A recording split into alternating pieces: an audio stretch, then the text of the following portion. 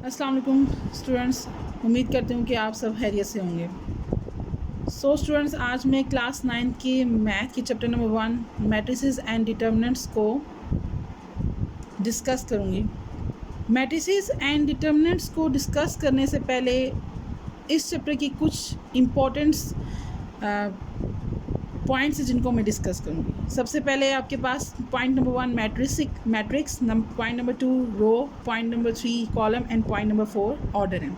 सबसे पहले हम इन 4 ऑर्डर्स को डिस्कस करते हैं। तो हमारे पास नंबर 1 पे आता है matrix. What is matrix? Matrix is combination of row and columns. Combination of row and columns. आपके पास मैट्रिक्स में दो चीज़ें आएंगी। नंबर 1 पे आपके पास आएंगी रो एंड नंबर 2 पे आपके पास आएंगे कॉलम। और रो और कॉलम को हमने स्क्वायर ब्रैकेट्स में इनक्लोज करना है। स्क्वायर ब्रैकेट में इनक्लोज करना है। फॉर एग्जांपल मैं यहाँ पे कोई भी डिजिट्स ले लेती हूँ, जैसे कि 1, 3, 6 and -5, that are called matrix. Matrix को समझने के बाद इसके बारे में दो चीज़ें जिसको समझना बहुत ज़रूरी है, वो है रो एंड कॉलम। आपने ग्राफ को डिस्कस किया होगा। ग्राफ में हमारे पास दो एक्सिस होते हैं, एक हमारे पास हॉरिजॉन्टल एक्सिस होता है और एक हमारे पास वर्टिकल एक्सिस होता है। हॉरिजॉन्टल एक्सिस को हम एक्स से रिप्रेजेंट करते हैं और वर्टिकल एक्सिस को हम वाई से रिप्रेजेंट करते हैं। तो सेम एज इट इज़ रो को हम रिप्रेजेंट करेंगे हमारे पास मैट्रिक्स में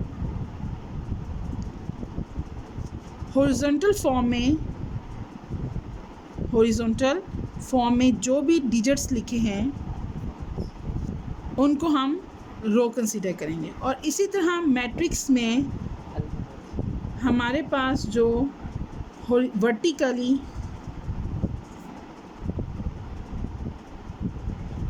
फॉर्म में डिजिट्स लिखे हैं उनको हम कॉलम कंसीडर करेंगे।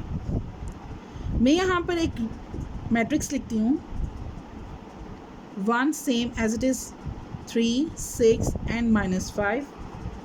यहाँ पर अगर आप 1 और 3 की अरेंजमेंट देखें हॉरिजॉन्टल एक्सिस पे तो आप इसको रो कहेंगे, और इसी तरह आप 1 और 6 की वर्टिकली एक्सिस पे अरेंजमेंट को देखें तो आप इसको कॉलम कंसीडर करेंगे। अब नेक्स्ट जो हमारे पास टॉपिक है that are order. What is order? Order में हमने बताना होता है कि एक मैट्रिक्स के अंदर कितनी नंबर ऑफ रोज़ हैं और कितने नंबर ऑफ कॉलम हैं।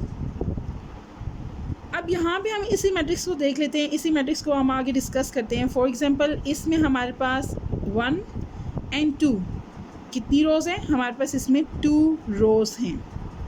और अब हम कॉलम्स को देखते हैं वर्टिकली फॉर्म में, तो दैट आर 2। इसमें हमारे पास कितने कॉलम्स आ गए? 2 कॉलम्स एंड 2 रोज़ आ गए। तो किसी भी मैट्रिक्स के ऑर्डर को लिखना है किस तरीके से हम लिखते हैं? Order of matrix is equals to number of row multiply number of column. So आप इस मैट्रिक्स का ऑर्डर कैसे लिखेंगे? इसमें हमारे पास 2 रोज़ हैं और 2 कॉलम्स हैं, तो हम इसको राइट करेंगे 2/2।